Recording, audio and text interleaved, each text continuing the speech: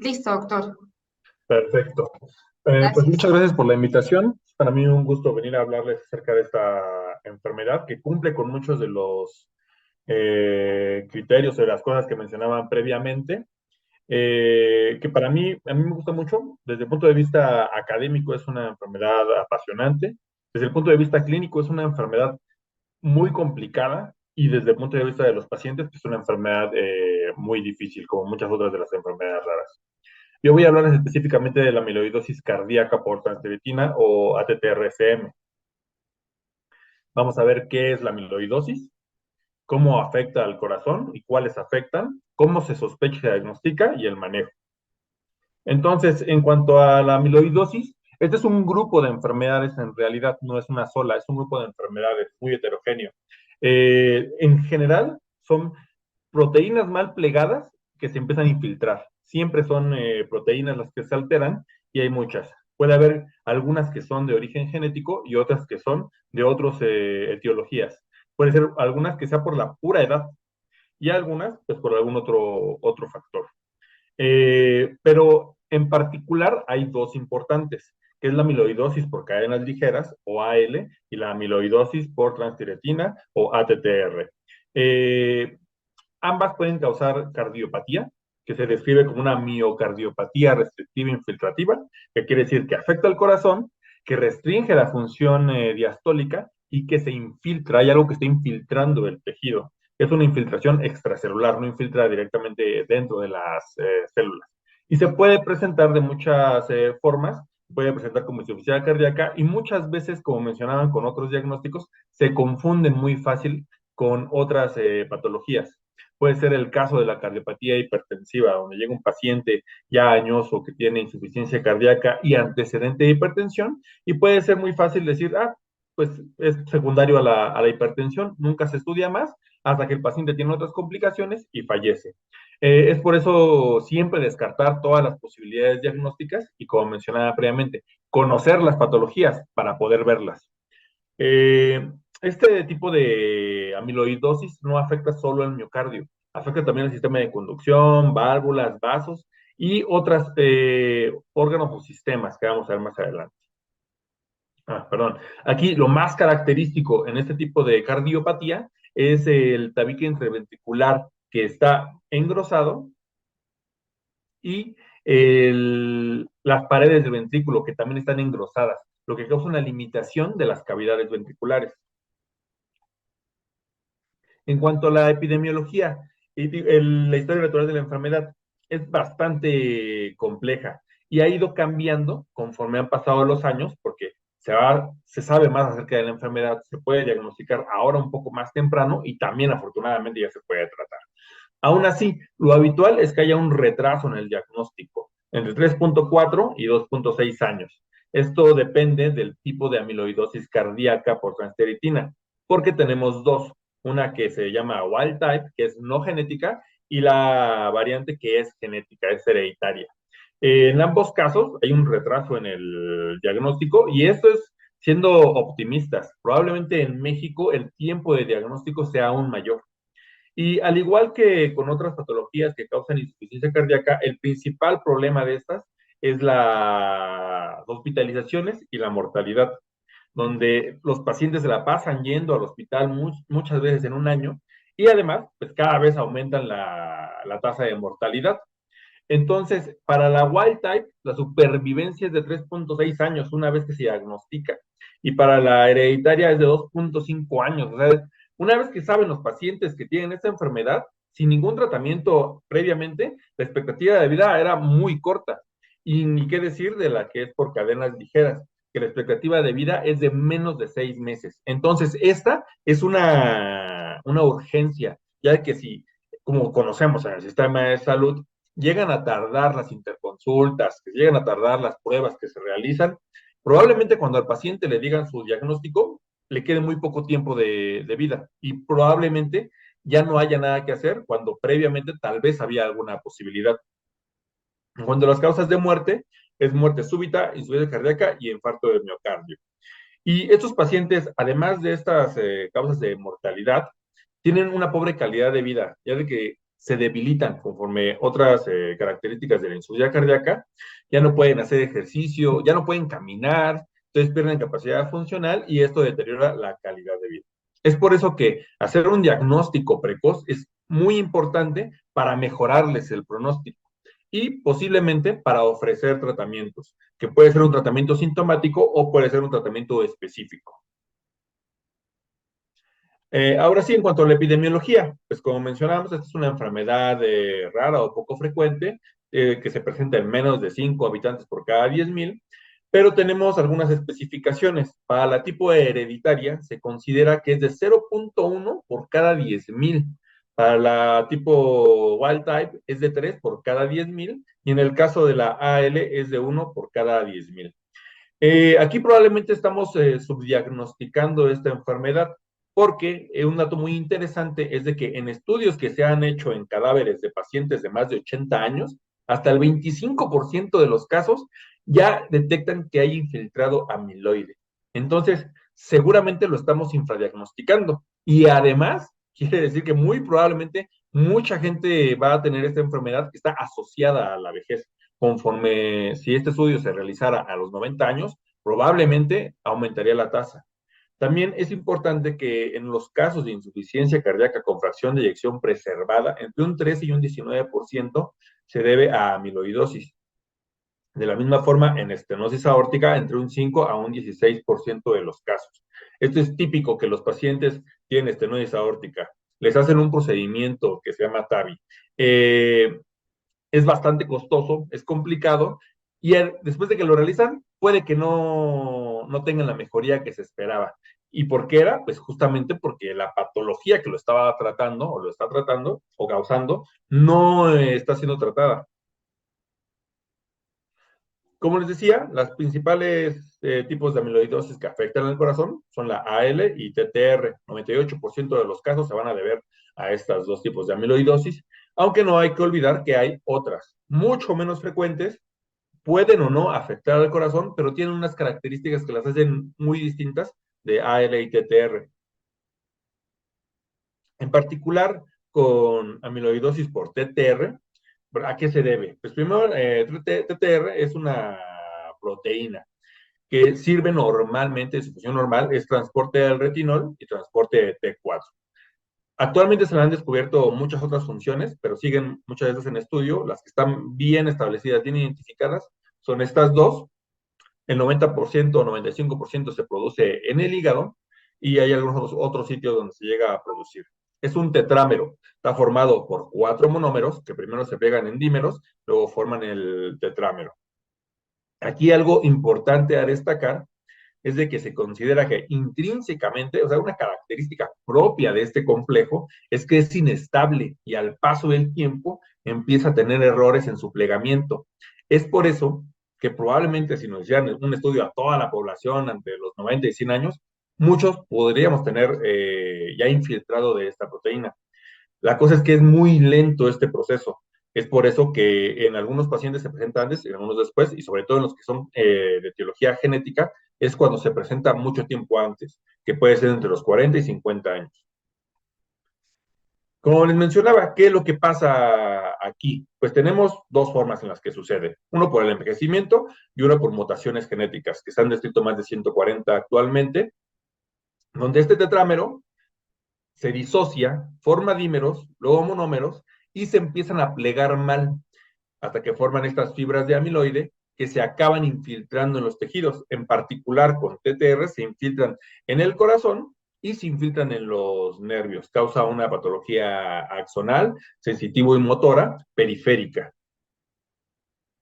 Pero no solamente afecta estas áreas, tiene otros rubros en los que está afectando que son importantes de conocer, además de las alteraciones cardiovasculares, que van a acabar llevando al paciente a insuficiencia cardíaca, puede cursar también con arritmia, estenosis aórtica, entre otras patologías, puede causar nefropatía, y aquí importante, síndrome de túnel del carpo bilateral, que se puede adelantar al diagnóstico hasta 10 años. Ahora imagínense, justamente si no se conocen todas estas características, hasta por los propios cardiólogos, puede ser que nunca les haya preguntado acerca de esto de que le llame la atención. Ah, lo operaron hace 10 años, del síndrome de túnel del carpo bilateral. Tener este dato es súper importante para que los haga pensar que su paciente con insuficiencia cardíaca puede tener amiloidosis. Aparte, lo característico que decía de neuropatía sensitivo-motora periférica, manifestaciones oculares, estenosis del canal lumbar, manifestaciones gastrointestinales y disautonomías. Conocer todo este conjunto nos ayuda a que pensemos más en amiloidosis en pacientes con insuficiencia cardíaca. Típicamente se había considerado que la wild type era predominantemente cardíaca, o solo cardíaca, y la hereditaria era solamente polineuropática. Sin embargo, hoy sabemos que no. La wild type, es decir, la que no tiene mutaciones, no es hereditaria, puede tener manifestaciones polineuropáticas y la que es hereditaria puede tener manifestaciones cardiovasculares. En el caso de la que es hereditaria, si bien hay algunas mutaciones específicas que causan pura polineuropatía, algunas mutaciones específicas que causan solamente alteración cardíaca, pero hay muchas que cursan con un fenotipo mixto, que tienen la polineuropatía y además tienen la cardiopatía. Aquí también hay que distinguir, es mucho, mucho más frecuente la forma wild type, la no hereditaria, se presenta en pacientes de más de 70 años y en el caso de la hereditaria es mucho menos frecuente y se presenta en pacientes mucho más jóvenes, que puede ser desde 40 o 50 años. ¿Cómo la sospechamos y cómo la diagnosticamos? Pues primero hay que saber que, como mencionaban con las otras patologías, el diagnóstico incorrecto es bastante frecuente. Se pueden confundir con miocardiopatías hipertróficas, hipertensivas, pero justamente el problema de aquí es de que no se le estudia más al paciente. Una vez que se queda con un diagnóstico sindromático o algo que se pudiera considerar, es típico para su edad o para pacientes hipertensos, y hasta ahí se queda. Pero todos tienen alguna característica que los distingue. Por ejemplo, en el caso de los pacientes que se confunde con una cardiopatía hipertensiva, es típico que los pacientes que eran hipertensos empiecen a tener hipotensión o requieran menos medicamento. Esto tiene que hacer llamar la atención al cardiólogo y pensar que puede ser por amiloidosis, no quedarse con un primer diagnóstico nada más. El diagnóstico tardío, que ya lo vimos previamente, que afecta directamente a la mortalidad. Mientras más tardemos en diagnosticarlo, el paciente va a morir más pronto. ¿Y qué nos hace pensar en una amiloidosis cardíaca? Se han descrito estos especies de criterios donde tenemos primero las red flags, que son datos que nos hacen, que nos llaman la atención y porque nos hacen pensar en amiloidosis, más un tabique interventricular de 12 milímetros o de 14, dependiendo de la literatura que se revise, que pueden ser pacientes entonces con un tabique interventricular de 12 milímetros que tenga estenosis aórtica, justo lo que les decía, hiponormotenso, que tengan polineuropatía, proteinuria, equimosis, síndrome de túnel del carpo bilateral, que tenga características en el electrocardiograma de pseudoinfarto o que las ondas del electrocardiograma, que el voltaje sea muy chiquito para el tamaño del corazón. Esto es porque el amiloide no conduce la electricidad, entonces a pesar de tener un corazón grande, los pacientes tienen un voltaje pequeño. Entre otras características, pero todas estas nos hacen pensar que el paciente tiene una amiloidosis cardíaca. Una vez que estamos pensando en esta enfermedad, entre los signos y síntomas que nos dan esto de las red flags, el electrocardiograma, y hacemos un ecocardiograma y o resonancia magnética, tenemos que hacer dos pruebas, que es el gamagrama con pirofosfato, que esta es una técnica de medicina nuclear, que nos ayuda a ver dónde se está infiltrando el amiloide, si es que hay. Aquí el que se infiltra o el que se ve por el gamagrama, el que capta el radiofármaco es específicamente por TTR. El que es por AL casi no capta. Y hay que realizar simultáneamente, o hasta puede ser que se realice primero, el estudio hematológico, que es la cuantificación de cadenas ligeras en suero y orina. Este es súper importante que se realice, que no se esperen a que se tengan primero los resultados del gamagrama, porque como mencionaba, la expectativa de vida para estos pacientes puede ser de menos de 6 meses. Regularmente pasa por una discrasia sanguínea, que puede ser un mieloma múltiple, que tal vez algunos pacientes, si se diagnostica muy temprano, se puedan tratar, pero si se deja en algún momento que se tarde más, como les decía, al momento que tengamos el diagnóstico, la expectativa de vida ya se redujo mucho. En el caso de que tengamos un estudio hematológico negativo y en el gamagrama tengamos un grado de 1 a 3, ya nos hace pensar que es amiloidosis. Si es un grado 1, no es completamente seguro. Entonces, ¿qué tenemos que hacer? Una confirmación con una biopsia. Y en el caso que sea 2 o 3, es tan fuerte la asociación que ya es diagnóstico de ATTR. En este caso, hay que hacer el estudio genético, que ahorita vemos un poquito más acerca de esto. En el caso que sea grado 0 o un estudio hematológico negativo, tenemos que pensar que puede ser otra patología. Eh, en cuanto al estudio genético, se debe realizar en todos los pacientes. No importa de que ya estén grandes, porque muchas veces lo que llegan a pensar, sobre todo cuando no son áreas de genética los que lo están viendo, es de que, el paciente ya tiene 80 años, ¿ya para qué le hago el estudio? No, no, no. Se debe realizar a todos los pacientes porque es pronóstico, nos ayuda a saber cómo se va a comportar la enfermedad y sobre todo nos ayuda en los casos positivos a saber si tenemos que estudiar a la familia, porque ellos están en riesgo de que esta enfermedad también se presente en ellos. Tiene una herencia autosómica dominante, entonces hay que hacerla a los hermanos, a los hijos, tal vez en algunos casos también hasta los papás, pero se verían beneficiados de que se realice esta prueba, que se recomienda que se haga 10 años antes de la presentación que tuvo en el paciente. Se recomienda que se realice una secuenciación completa de este gen. Y aquí, como a modo de recomendación para todos los genetistas, es de que los reportes deben ser muy claros y que los pueda leer alguien que no sea específicamente genetista.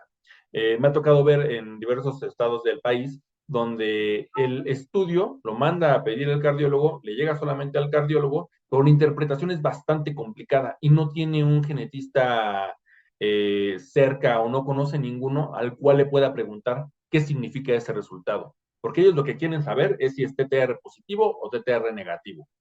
Entonces, los reportes tienen que ser bastante sencillos. Y a estos pacientes los tiene que ver mucha gente. Los tiene que ver el genetista, el cardiólogo principalmente, pero también tiene que ver un nefrólogo, un internista, un hematólogo, neurólogos, geriatras, el personal de medicina nuclear. Todos tienen que saber signos y síntomas de esta enfermedad, porque si les llega, los puedan diagnosticar. Es habitual que cada una de las especialidades, excepto tal vez aquí medicina interna, se dedique solo a lo que es su especialidad. El cardiólogo solamente se va a fijar en el corazón, no va a interrogar nada más, entonces se le van a ir muchísimos datos. De la misma manera al neurólogo. El internista es un poco más integral, entonces puede ser que sí tenga esta mentalidad de analizar todo el paciente, todos sus datos y pueda llegar más fácil a un diagnóstico. Pero aquí lo que se recomienda es de que todos los especialistas, incluidos los genetistas, lo evalúen de forma integral para que no se les escape ningún paciente. En cuanto al manejo, hay un manejo sintomático. O sea, a pesar de que ya tenemos un tratamiento específico, se tienen que continuar tratando los signos y síntomas. Si tiene estenosis aórtica, se tiene que tratar, se tiene que anticoagular, si tiene alguna arritmia, también se tiene que ver, la insuficiencia cardíaca también se tiene que continuar tratando, no es nada más porque hay un tratamiento específico, esto ya se deje. Esto ha tenido muchos cambios en los últimos años de qué medicamento se recomienda, porque no es igual tratar una insuficiencia cardíaca por otras causas a tratar una insuficiencia cardíaca por TTR. Si tiene fibrilación auricular, también hay que tratarla, al igual que otro tipo de arritmias. Afortunadamente, esta enfermedad ya tiene un medicamento específico aprobado, en particular para la CM, para la cardiomiopatía, que es el tafamidis. Hay otros medicamentos que están en desarrollo. Hasta el momento, tafamidis es el único que tiene la indicación en polineuropatía y CM. Es un estabilizador del tetrámero, lo que hace que tenga su función normal, que continúe con ella, pero que no se disgreguen dímeros y luego en monómeros y se infiltren. Va a hacer que este se mantenga estable y no se infiltre. Hay que distinguir también esto, que esta es su función, no va a hacer que lo que ya está infiltrado salga del corazón. Entonces, lo que va a hacer es que va a retrasar el avance de la enfermedad. Y en algunos casos también va a mejorar las características que se pueden ver la FEBI, y se pueden ver clínicamente en el paciente. Como les decía, hay otros medicamentos que también vienen en camino, como la supresión de la síntesis. Aquí estos sobre todo van para la polineuropatía, y hay otros que hay publicaciones anecdóticas más que nada, que es eliminación de depósitos, pero ninguno de estos tiene una aprobación actualmente. En cuanto a la eficacia y seguridad de tafamidis, aquí hay que ver qué se hacía antes de tafamidis, que era el trasplante de hígado y luego el trasplante de corazón, o puede ser que sea un tratamiento mixto. Si bien se ha visto que sí mejora la expectativa de los pacientes, hay que destacar que es complicado hacer un trasplante de hígado, es muy complicado también hacer un trasplante de corazón, hacerlo mixto aumenta la dificultad y aún así la mortalidad post-trasplante es muy alta. Se había mantenido así históricamente hasta hace muy poquito, el 2019, que Tafamiris fue aprobado, y en Estados Unidos, luego en Europa, y actualmente está aprobado en México y ya está disponible. Como les mencionaba, es un estabilizador, hace que ya no se infiltre, está indicado en la polineuropatía con 20 miligramos al día y está indicado en la cardiopatía a una dosis de 80, la dosis actual es de 61 miligramos al día. Y no sé si le dejo aquí, Jackie, para no consumir más tiempo. Gracias, doctor. Gracias por respetar el tiempo sí, ahí termina usted o quiere dar algún mensaje final. Adelante. Sí, nada más de que las enfermedades genéticas actualmente ya sobre todo se está viendo que no afectan nada más a niños. Estamos viendo que hay muchas otras enfermedades que ya afectan a los adultos y aquí estamos viendo que están mucho más grandes, que también se tienen que estudiar. Hay que saberlas, por lo menos los datos clínicos, para derivarlas oportunamente a quien corresponda. Y esto sobre todo sabiendo que ya hay tratamientos específicos para las enfermedades, que sería mi último mensaje, ya para no consumir más tiempo, porque podría seguir hablando acerca de la eficacia de la terapéutica, pero ya sería mi mensaje